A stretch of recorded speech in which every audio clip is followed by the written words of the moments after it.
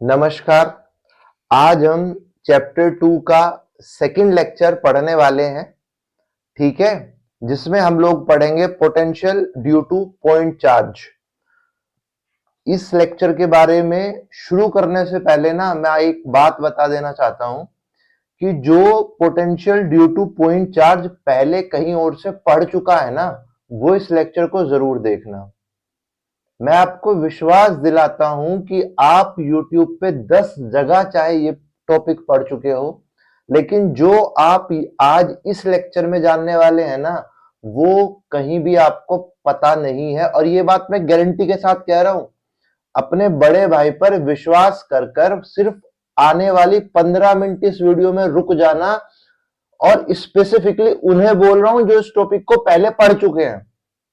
जान जाओगे कि कहां गलत पढ़ा है। स्पेसिफिकली इस टॉपिक के बारे में बोल रहा हूं कि 15 मिनट रुक जाना बस। आओ, करना क्या है हमें कि मेरे पास कोई एक पॉइंट चार्ज है, जो O ये पॉइंट है, इस पर रखा है, जिसको मैंने प्लस Q पॉइंट चार्ज मान लिया है। ठीक, इससे R डिस्टेंस पर, या मैं बोल दूं पोजीशन वेक्टर R पर, क्योंकि डायरेक्शन इंपॉर्टेंट है। एक एक वर्ड इस डेरिवेशन का ध्यान से सुनना। और R पोजीशन वेक्टर पर O से एक पॉइंट है P, जहां पर मुझको पोटेंशियल फाइंड आउट करना है due to this point charge. ठीक, तो पोटेंशियल के बारे में जब हम पढ़ते थे फर्स्ट लेक्चर में भी हमने जाना कि पोटेंशियल क्या है। किसी भी पॉइंट पर अगर आपको पोटेंशियल निकालना है तो वो क्या है कि कोई यूनिट पॉजिटिव टेस्ट चार्ज आप इनफाइनाइट से P पॉइंट तक लाने में जो वर्क करेंगे वही इस P पॉइंट पर पोटेंशियल होगा। मैं वापस रिपीट कर रहा हूं कि अगर मैं यूनिट पॉजिटिव टेस्ट चार्ज को इनफाइनाइट से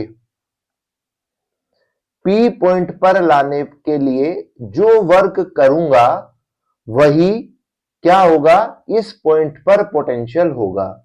ठीक, आओ, मेरा इस पॉइंट पर यहां पर कोई एक क्या रखा है, unit positive test charge. Unit positive test charge क्या होता है, एक कूलम हम लोग मानते हैं। यूनिट पॉजिटिव आप क्यू भी लिख सकते हैं, पर मैं सिंपल रखने की कोशिश कर रहा हूं। क्या बोलते हैं इसको, यूनिट पॉजिटिव टेस्ट चार्ज। ठीक है, मुझे इस टेस्ट चार्ज को, यूनिट पॉजिटिव टेस्ट चार्ज को एक्सटर्नल फोर्स लगा के इस P पॉइंट पर लेके आना है, और इसके लिए मुझे जितना वर्क करना पड़ेगा वही इस P पॉइंट का पोटेंशियल होगा। ठीक, तो मैंने इस चार्ज को शुरू किया पॉइंट चार्ज की तरफ लेके आना। अभी ये इनफाइनाइट पर रखा है, इसका मतलब क्या है कि मेरा जो अभी एक कूलम का चार्ज है वो इतनी दूरी पर रखा है प्लस Q चार्ज से कि यहां पर इसका इलेक्ट्रिक फील्ड का इफेक्ट नहीं है। इनफाइनाइट का मतलब है ऐसा पॉइंट जहां पर प्लस Q ने, जो सोर्स चार्ज है, इसने जो इलेक्ट्रिक फील्ड जनरेट किया था उसका इफेक्ट यहां पर नहीं है। जैसे जैसे मैं इस 1 कूलम के चार्ज को सोर्स चार्ज की तरफ लाना शुरू करूंगा, मान लीजिए इस पॉइंट पर, इस पॉइंट को अगर मैं R नाम दूं कि ये 1 कूलम का चार्ज इस सोर्स चार्ज द्वारा प्रोड्यूस इलेक्ट्रिक फील्ड के अंदर आ गया है। जैसे ही ये R पॉइंट पर आया है 1 कूलम का चार्ज, ऐसे ही इसने इस सोर्स चार्ज के द्वारा प्रोड्यूस किया गया इलेक्ट्रिक फील्ड को महसूस करना शुरू कर दिया है। तो जैसे ही ये यहां पर आएगा, ये सोर्स चार्ज इस पर, इस डायरेक्शन में, यानी कि रिपल्शन फोर्स लगाएगा। क्या, यूनिट पॉजिटिव टेस्ट चार्ज लिया है, ये भी पॉजिटिव ये भी पॉजिटिव, तो इस पर इलेक्ट्रोस्टैटिक रिपल्शन फोर्स काम करेगा। ठीक है, तो मैं इस पर एक एक्सटर्नल फोर्स लगाऊंगा जिसको मैं F एक्सटर्नल नाम दूंगा। जिसके वजह से मैं इस यूनिट पॉजिटिव टेस्ट चार्ज को पी पॉइंट पर लेकर आऊंगा। इसमें मेन बात क्या है कि मुझे एक्सटर्नल फोर्स इस तरह से लगाना है कि ये जो मेरा चार्ज है, टेस्ट चार्ज है, वो इतनी स्लो स्पीड से आए कि उसमें क्या एक्सेलरेशन ना हो। क्या ना हो? एक्सेलरेशन ना हो। देयर इज नो एक्सेलरेशन, या मैं बोल देता हूं no change in kinetic energy. ठीक है, इतनी स्लो स्पीड से मुझे लेके आना है कि ना तो काइनेटिक एनर्जी मिले इसको, ना एक्सेलरेशन हो, बिल्कुल स्लो स्लो। मतलब मैं कहना क्या चाहता हूं कि जो इलेक्ट्रोस्टैटिक फोर्स है वो बराबर है किसके, जो मैं एक्सटर्नल फोर्स अप्लाई कर रहा हूं। बस डिफरेंस क्या है? डायरेक्शन का, कि मैं जिस डायरेक्शन में इस पॉजिटिव टेस्ट चार्ज को लाने की कोशिश कर रहा हूं, इलेक्ट्रोस्टैटिक फोर्स उसके नेगेटिव डायरेक्शन में काम कर रहा है। यह बात क्लियर है? क्लियर रखना। अभी एक चीज हम सब जानते हैं क्या वैल्यू होती है, यह भी अभी लिख देता हूं। इलेक्ट्रोस्टैटिक फोर्स की कूलम्ब्स लॉ के हमने निकाला था, 1/4πε0 को हम लोगों ने के लिखा था, और फिर Q1 Q2 क्या थी value? Q1 Q2 by are square. ठीक, तो यहां पर Q2 Q1 की वैल्यू मैं ये K, Q1 की वैल्यू लिख देता हूं मैं Q, Q2 की वैल्यू अगर टेस्ट चार्ज मान लूं तो 1, और R की वैल्यू क्या है मैं इस R पॉइंट से निकाल रहा हूं, तो इस ये डिस्टेंस में मान लेता हूं, या ये मैं मान लेता हूं पोजीशन वेक्टर X, या आप इसको बोल दीजिए कि ये O पॉइंट से X पोजीशन वेक्टर पर है, R जो मैंने रखा है, या आप डिस्टेंस जो भी आप कहना चाहो। लेकिन अगर टेक्निकली पूछेंगे तो R with position vector X from origin O। बात समझ में आई? तो R की वैल्यू क्या हो जाएगी? X square. ये वैल्यू किसकी है? इलेक्ट्रोस्टैटिक फोर्स की।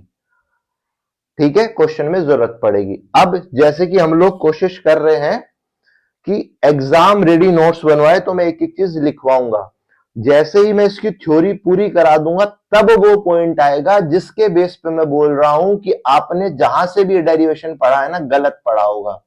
मैं ये बात गारंटी से बोल रहा हूं। एक बार थ्योरी लिखवा दूं इसकी, जब डेरिवेशन शुरू करूंगा तो बताऊंगा कहां पे गलत पढ़ा है। जो लोग पढ़ चुके हैं उनको बोल रहा हूं, जिसने नहीं पढ़ा है उसे इस लेक्चर की इंपोर्टेंस शायद उस लेवल पे समझ में ही ना आए। लेकिन जो लोग पढ़ चुके हैं ना, potential due two point charge, वो इस लेक्चर की इंपोर्टेंस को समझेंगे। थ्योरी लिख लेते हैं हम, आओ। Let a point charge plus q at point O. ठीक, वी शैल डिटरमाइन, क्या हमें डिटरमाइन करना है? Potential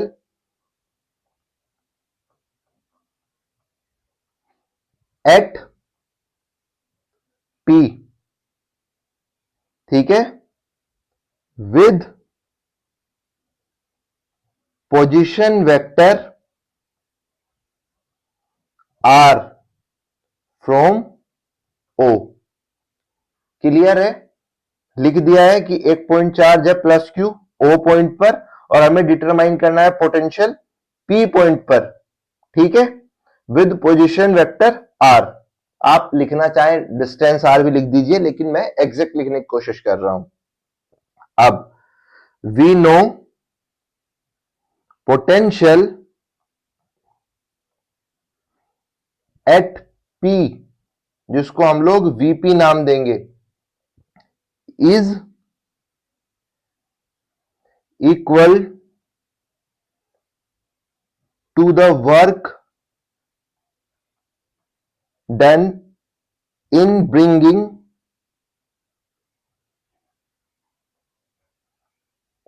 a unit positive test charge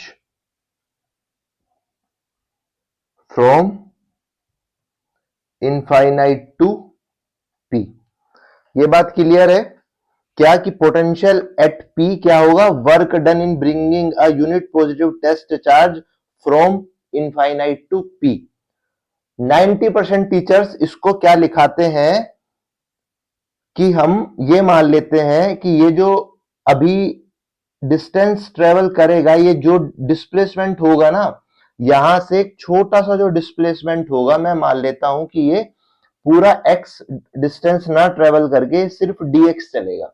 ठीक है, क्यों? क्योंकि मुझे पता है कि मेरे पास जो वर्क का फॉर्मूला होता है वो होता है F इंटू डी।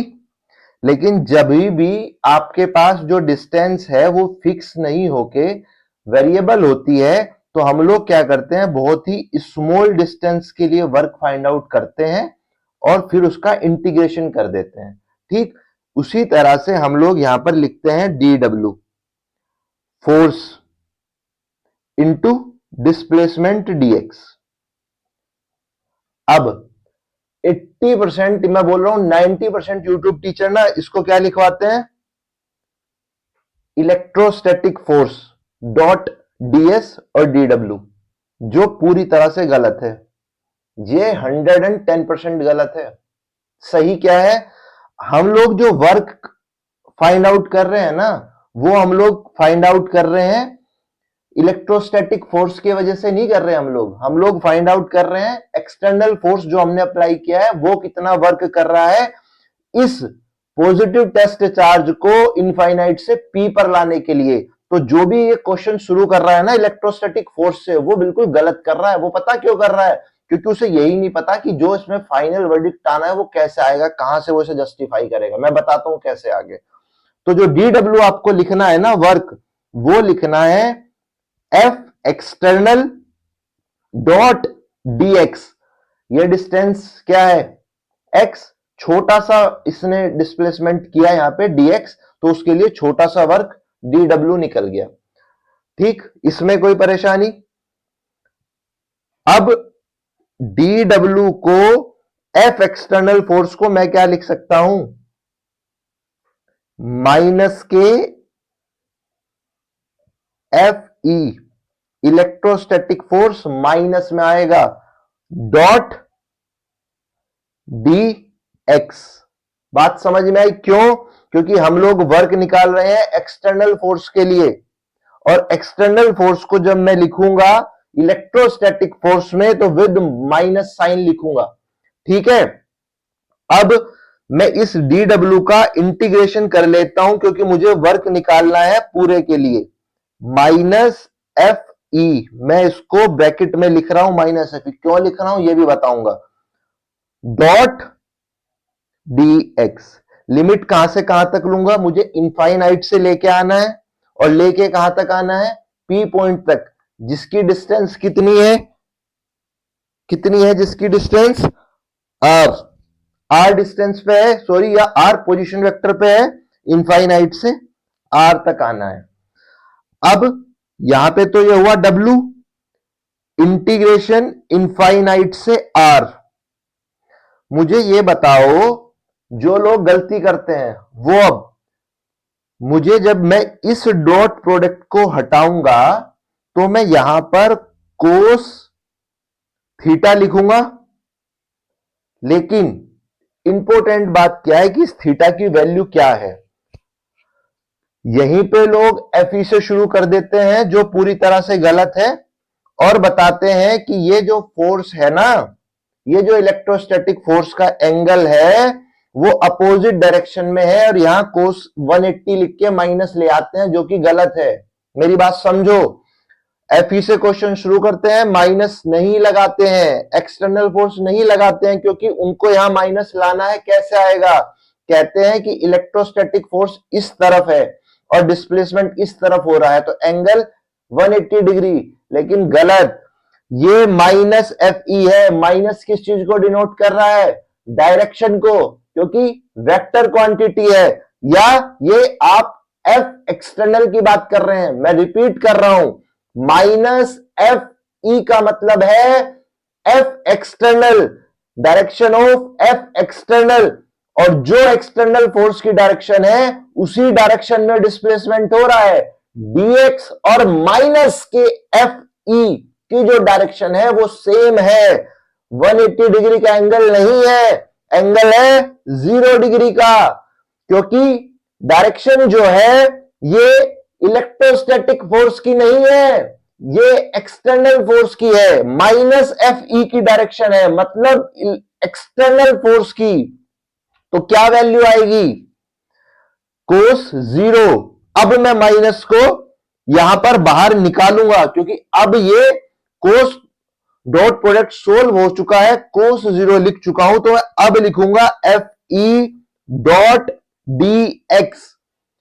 ये कोई नहीं बता रहा है, हर कोई गलत पढ़ा रहा है, एफई से शुरू कर रहा है और कोस की साथ एंगल 180 डिग्री रख रहा है, जो पूरी तरह से गलत है, पूरी तरह से गलत है।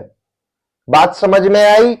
एफई नहीं, हम लोग वर्क निकाल रहे हैं एक्सटर्नल फोर्स का, और एक्सटर्नल फोर्स बराबर है माइनस के एफई, मतलब जो डायरेक्शन है वो एक्सटर्नल फोर्स की तरफ है और डिस्प्लेसमेंट भी उसी डायरेक्शन में है, तो कोस की वैल्यू जो आएगी, कोस का एंगल जो आएगा वो आएगा 0, और कोस 0 की वैल्यू क्या होती है, 1। तो मेरे पास जो वर्क की वैल्यू आई, इंटीग्रेशन माइनस के इनफाइनाइट से R F E D x, F E की वैल्यू एज इट इज ये निकाली थी, यहीं पर ही रख दूं, इंटीग्रेशन इनफाइनाइट से आर, एफ ई की वैल्यू यहां पे हमने निकाली थी, के Q by x square into D x. के क्यू क्या है, कांस्टेंट है, बाहर आ जाएगा विद माइनस साइन, और इंटीग्रेशन किसका होगा, इनफाइनाइट से आर एक्स की पावर माइनस के 2 डी एक्स, मैंने ये ऊपर ले जाकर -2 कर दिया है, माइनस के क्यू। आप जब इसका इंटीग्रेशन करेंगे तो x की पावर -2 + 1 डिवाइडेड बाई -2 + 1, इनफाइनाइट से r। ठीक, आ जाओ यहां पे वापस, w is equals to minus k q और x की पावर -1 डिवाइडेड बाई -1 इनफाइनाइट से r, माइनस माइनस बाहर आएगा, प्लस के क्यू, x की पावर -1 को मैं लिख देता हूं 1/x इनफाइनाइट से r, के क्यू 1/r माइनस 1/इनफाइनाइट, 1/इनफाइनाइट की वैल्यू क्या होती है, 0, तो के क्यू बाई आर वैल्यू किसकी है, वर्क की। और मैंने क्या लिखा था स्टार्टिंग में ही, potential at P is equals to the work done in bringing a unit positive test charge from infinite to P, मतलब मैं W को Vp भी लिख सकता हूं। Vp की वैल्यू क्या है, के क्यू बाई आर। आपने ना इस डेरिवेशन को अगर कहीं और से नहीं पढ़ा है तो एक बार जाके देखिएगा जरूर, दूसरे चैनल्स पे। शुरू ही लोग कहां से करते हैं कि dw की जो वैल्यू है ना, वो इलेक्ट्रोस्टैटिक फोर्स, ये वाली लाइन लिख के शुरू करते हैं, जबकि मैं वर्ग निकाल रहा हूं एक्सटर्नल फोर्स के लिए, और यहां पर वो कोस 180 दिखाते हैं, जो कि हो ही नहीं सकता। कोस 0 है क्योंकि माइनस एफ के लिए हम लोग कैलकुलेट कर रहे हैं, मतलब एक्सटर्नल फोर्स के लिए। आंसर सब सही ला रहे हैं लेकिन डेरिवेशन गलत कर रहे हैं।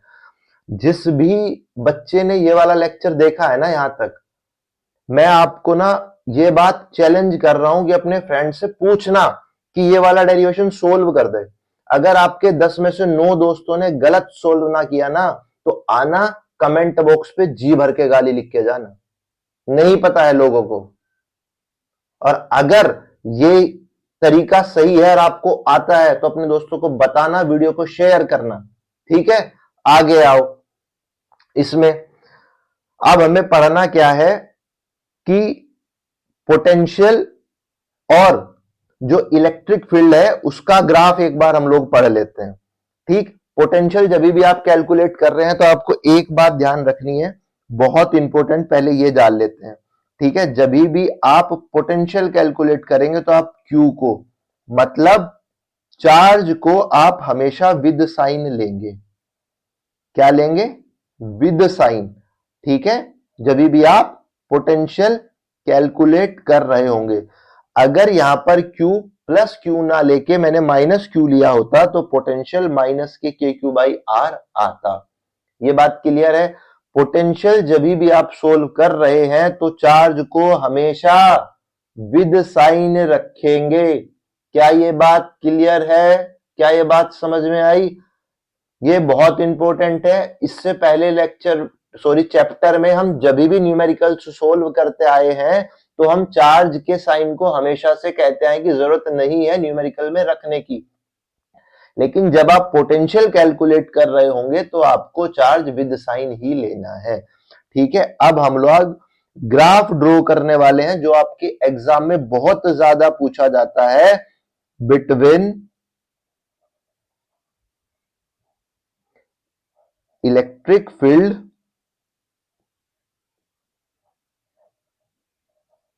And potential.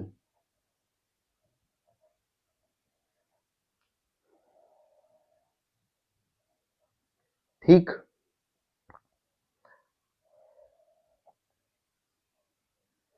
ये इलेक्ट्रिक फील्ड और पोटेंशियल को इधर ड्रॉ करेंगे वाई एक्सिस पर, और आर को एक्स एक्सिस पर ड्रॉ करेंगे।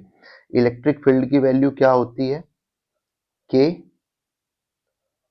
क्यू, Q1 Q2 लिख लीजिए, हम यूनिट के लिए, यूनिट पॉजिटिव टेस्ट चार्ज के लिए कर रहे हैं, हालांकि इलेक्ट्रिक फील्ड की वैल्यू तो यही होती है, के क्यू बाई आर स्क्वायर। ठीक, और पोटेंशियल की वैल्यू क्या निकाली अभी आपने? के क्यू बाई आर। अब आप ये बताइए, अगर मैं आर की वैल्यू, ठीक है, 4 आर इज इक्वल्स टू 1, अगर मैं आर की वैल्यू 1 ले लूं तो ई की वैल्यू क्या आएगी? के क्यू, और वी की वैल्यू क्या आएगी? के क्यू। दोनों की वैल्यू सेम। अब अगर मैं आर की वैल्यू 2 ले लूं तो ई की वैल्यू क्या आएगी? के क्यू बाई 4, और वी की वैल्यू क्या आएगी? के क्यू बाई 2। और अब यहां पर अगर मैं आर की वैल्यू 0.5 ले लूं तो ई की वैल्यू क्या आएगी? के क्यू बाई 0.25, और वी की वैल्यू क्या आएगी? के क्यू बाई 0.5। एक बात तो ये कि अगर आर की वैल्यू 1 है तो ई और वी दोनों की जो वैल्यू है वो इक्वल आएगी। क्लियर? अब ई की वैल्यू को आप 0.25 से डिवाइड कर रहे हैं, वी की सेम वैल्यू को आप 0.5 से डिवाइड कर रहे हैं, मतलब अगर 1 से छोटा है तो, अगर 1 से छोटा है तो सेम वैल्यू के लिए ई की वैल्यू बड़ी आएगी। क्यों? क्योंकि इसका डिनोमिनेटर छोटा है और v के लिए डिनोमिनेटर बड़ा है। मतलब ऐसे समझो, अगर मैं 1 को 2 से डिवाइड करूं तो क्या आएगा? 0.5, और अगर मैं 1 को 3 से डिवाइड करूं तो क्या आएगा? 0.33। तो बड़ा क्या है? जिसका डिनोमिनेटर छोटा है। छोटा डिनोमिनेटर क्या है? 0.25।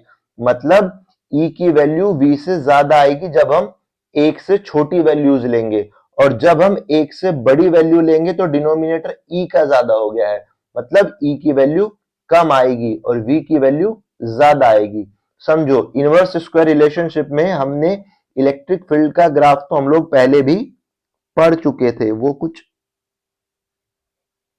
इस तरह का ग्राफ आया था। ये किसका ग्राफ है? ई का। ठीक है, अब जो v का ग्राफ होगा, v की वैल्यू e से छोटी होगी जब तक हम r की वैल्यू 1 से कम लेंगे, कुछ इस तरह।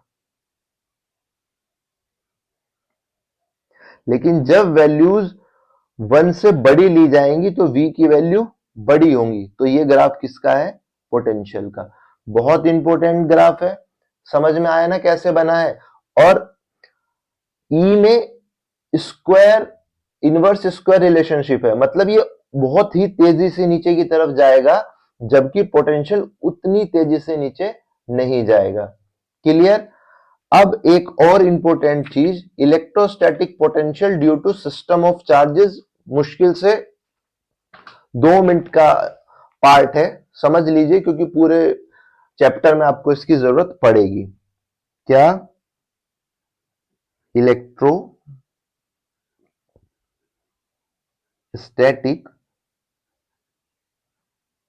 Potential due to system of charge.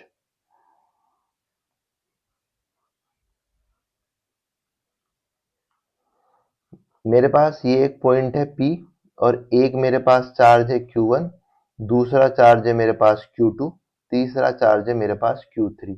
मुझे इन तीनों चार्जेस के वजह से P पॉइंट पर पोटेंशियल निकालना है। ये पोजीशन वेक्टर इसका R1, इसका R2, इसका R3।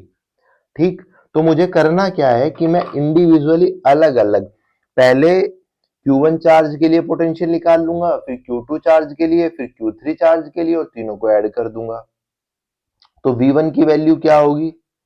K Q1 by R1। V2 की वैल्यू क्या होगी? K Q2 by R2। Potential का फॉर्मूला अभी हम लोग आ रहे हैं सीख के, पोटेंशियल का फॉर्मूला हम लोग अभी सीख के आ रहे हैं, है ना। तो V3 की वैल्यू क्या होगी? K Q3 R3। Simple. V net क्या होगा? V1 plus V2 plus V3, या इसको आप बोल सकते हैं पोटेंशियल एट P क्या होगा। सिंपल, बस इन तीनों को आप ऐड कर दीजिए तो आपके पास V नेट या पोटेंशियल एट P आ जाएगा। अगर आप इसको लिखना चाहो तो आप लिख सकते हैं, K कॉमन आ जाएगा, Q1 by R1 plus Q2 by R2 plus Q3 by R3। ये फॉर्मूला ऐसा कोई बहुत ज्यादा समझने का नहीं है, मेन है कि आपको बस ये पता हो कि आपको सिस्टम ऑफ चार्जेस के लिए जब पोटेंशियल कैलकुलेट करना है तो हम लोग उसको सिंपली ऐड कर देंगे। एक जो चीज ध्यान रखनी है, क्या कि चार्जेस को विद साइन लिखना है। आज का लेक्चर यहीं पे कंप्लीट होता है। नेक्स्ट लेक्चर में हम लोग potential due to electric dipole पढ़ने वाले हैं। ठीक, ये वाला ना डेरिवेशन, मेरी बात का विश्वास मानिएगा, अगर आपने नहीं पढ़ा है और आपने ये पढ़ लिया है तो फिर तो कोई बात ही नहीं है, लेकिन आप अपने दोस्तों के साथ ना इस वीडियो को शेयर कीजिएगा, या शेयर भी नहीं करना चाहते हैं तो आप उनसे पूछिएगा कि ये वाला टॉपिक मुझे समझा। 90% लोग गलत समझाएंगे, मेरी बात का विश्वास करना। ये चीज जितनी छोटी आपको लग रहा है ना, ये वाली जो लाइन है ना, इसको एस्ट्रिक मार्क कर लो। ये जितनी छोटी लग रही है ना, आपके बड़े बड़े यूट्यूब के टीचर्स इस चीज को पकड़ नहीं पाए, वो शुरू ही एफई से कर रहे हैं, जबकि कर ही नहीं सकते। जो मेरे पास मैं वर्क निकाल रहा हूं वो तो मुझे एक्सटर्नल फोर्स की वजह से निकालना है, वो मुझे इलेक्ट्रोस्टैटिक फोर्स की वजह से निकालना ही नहीं है। शुरुआत ही गलत है, बात समझ रहे हैं ना। तो मेरी आपसे रिक्वेस्ट है कि इस स्पेसिफिक वीडियो के लिए अपने दोस्तों के साथ ये वीडियो को शेयर कीजिएगा, वो भी उन लोगों के साथ जो ये पढ़ चुके हैं ये टॉपिक, क्योंकि जो ये टॉपिक पढ़ चुका है उसे ये चीज ज्यादा अच्छे से समझ में आएगी जो मैं समझाना चाह रहा हूं। ठीक है, और वीडियो पसंद आई हो तो मुझे कमेंट में बताइएगा कि हाँ भैया सर ये वीडियो अच्छी थी और आपने ये चीज अलग बताई है, और अगर आपको लगता है कि नहीं कुछ भी अलग नहीं है तो भी बताइएगा कि नहीं कुछ नहीं है, सबने बताया हुआ है। मैं इस स्पेसिफिक वीडियो पर आपके कमेंट का वेट करूंगा, और वीडियो पसंद आई हो तो चैनल को सब्सक्राइब कीजिएगा, वीडियो को लाइक कीजिएगा, और अपने दोस्तों के साथ इस वीडियो को शेयर करना ना भूलिएगा। तब तक के लिए नमस्कार।